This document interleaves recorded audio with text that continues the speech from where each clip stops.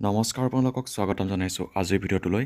আজিৰ ভিডিঅ'টোত আপোনালোকৰ বাবে লৈ আহিছোঁ এটা অতি গুৰুত্বপূৰ্ণ খবৰ। শিক্ষক নিযুক্তিৰ এটা বৃহৎ খবৰ আপোনালোকৰ বাবে লৈ আহিছোঁ। বিধানসভাৰ মজিয়াত শিৱসাগৰ সমষ্টিৰ বিধায়ক অখিল গগৈ ডাঙৰীয়াই আমাৰ মাননীয় শিক্ষামন্ত্ৰী মহোদয়ক উপযুক্ত শিক্ষক নিযুক্তি আৰু শিক্ষা বিভাগৰ আন্তঃগাঁথনিৰ ওপৰত বা শিক্ষাৰ আন্তঃগাঁথনিৰ ওপৰত প্ৰশ্ন কৰিছিলে আৰু সেই প্ৰশ্নকেইটাৰ উত্তৰত আমি এটা ভাল খবৰ পাইছোঁ বা বৃহৎ খবৰ পাইছোঁ অসম শিক্ষক নিযুক্তিৰ সম্বন্ধে। তাত প্ৰশ্ন কৰিছিলে শিক্ষকবিহীন বিদ্যালয়ৰ মুঠ সংখ্যা কিমান, এজনীয়া শিক্ষকৰ বিদ্যালয়ৰ মুঠ সংখ্যা কিমান, 5 শ্ৰেণীযুক্ত বিদ্যালয়ত 5জনীয়া শিক্ষকৰ প্ৰাথমিক বিদ্যালয়ৰ মুঠ সংখ্যা কিমান, 6 শ্ৰেণীযুক্ত বিদ্যালয়ৰ 6জনীয়া শিক্ষকৰ প্ৰাথমিক বিদ্যালয়ৰ মুঠ সংখ্যা কিমান, আৰু শ্ৰেণী অনুসৰি পৃথক পৃথক কোঠা থকা আৰু পৃথক কোঠা নথকা বিদ্যালয়ৰ সংখ্যা কিমান, আৰু ঠাই প্ৰধান শিক্ষকৰ সংখ্যা কিমান। তাৰ উত্তৰ ৰেণুজ পেগু ডাঙৰীয়াই উত্তৰ দিছিল যে শিক্ষকবিহীন বিদ্যালয়ৰ মুঠ সংখ্যা 3খন এনেকুৱা বিদ্যালয় আছে য'ত শিক্ষক নাই, আৰু এজনীয়া শিক্ষকৰ বিদ্যালয়ৰ মুঠ সংখ্যা 2295খন। 2295খন এনেকুৱা বিদ্যালয় আছে য'ত এজনীয়া শিক্ষক আছে। ইয়াৰ উপৰিও উচ্চ প্ৰাথমিক বিদ্যালয়ত খালী হৈ থকা বিজ্ঞান শিক্ষকৰ সংখ্যা 571 জন আৰু হিন্দী শিক্ষকৰ সংখ্যা 526 জন। ইয়াৰ উপৰিও উচ্চতৰ আৰু উচ্চ মাধ্যমিক বিদ্যালয়সমূহতো যথেষ্ট পদ খালী হৈ আছে।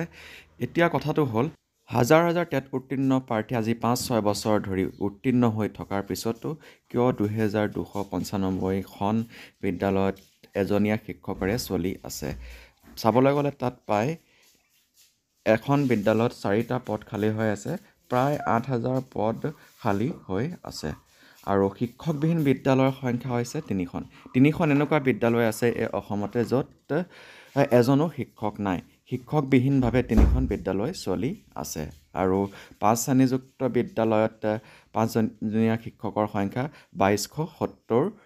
অভাৰঅল গোটেই কথাখিনি চাবলৈ গ'লে প্ৰাথমিক বিদ্যালয়ৰ ক্ষেত্ৰত অৰ্থাৎ LP আৰু UPৰ ক্ষেত্ৰত যথেষ্টখিনি পদ খালী আছে, আৰু আশা কৰোঁ অতি শীঘ্ৰে যিসকল আজি 5-6 বছৰ ধৰি টেট উত্তীৰ্ণ হৈ থকা যিসকল প্ৰাৰ্থী সেই সকলোখিনিয়ে অতি শীঘ্ৰেই নিযুক্তি লাভ কৰিবলৈ সক্ষম হ'ব।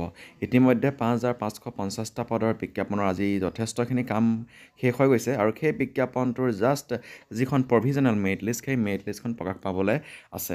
আৰু তাৰ উপৰিও অহা 3 মাৰ্চ তাৰিখৰ পৰা 4550টা পদৰ যিটো LP UPৰ বিজ্ঞাপন সেই বিজ্ঞাপনটোতো আবেদনৰ প্ৰক্ৰিয়া চলিব, আৰু আশা কৰোঁ ইয়াৰ উপৰিও আৰু পদ ওলাব আৰু এই গোটেই সমস্যাখিনি সমাধান হ'ব।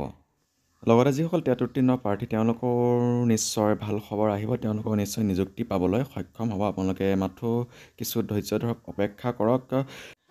আগন্তুক দিনত নিশ্চয় অসমৰ শিক্ষা ব্যৱস্থাৰ যিখিনি সমস্যা বা যিখিনি শিক্ষক নিযুক্তিৰ সমস্যা সেই সমস্যাখিনি যাতে সমাধান হয়, আৰু লগতে যিসকল টেট উত্তীৰ্ণ প্ৰাৰ্থী তেওঁলোকেও নিযুক্তি পাবলৈ সক্ষম হ'ব। এয়া আছিলে আজি ভিডিঅ'টোৰ কিছু কথা। এনেকুৱা ধৰণৰ ভিডিঅ'সমূহ পাই থাকিবলৈ আজি আমাৰ চেনেলটো ছাবস্ক্ৰাইব কৰি ল'ব নাপাহৰিব, আৰু আপোনালোকৰ মতামতো আমাৰ কমেণ্ট যোগে জনাবলৈ নাপাহৰিব। ধন্যবাদ।